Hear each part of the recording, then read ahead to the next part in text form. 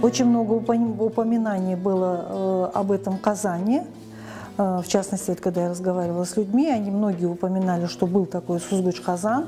Использовался он для того, чтобы процеживать здесь творог, в частности, ну и, наверное, бахла можно было процеживать. Мы не видим здесь ручек, скорее всего, было еще какое-то приспособление, на которое оно помещалось, для того, чтобы вот процеживать необходимый продукт.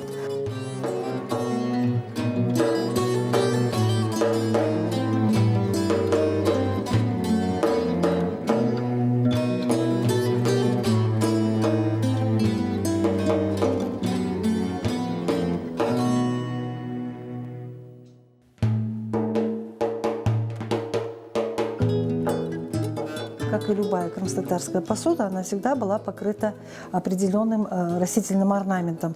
И этот казан не является исключением. Здесь тоже мы видим растительный орнамент. И кроме того, что его использовали в быту, он сделан довольно-таки эстетически.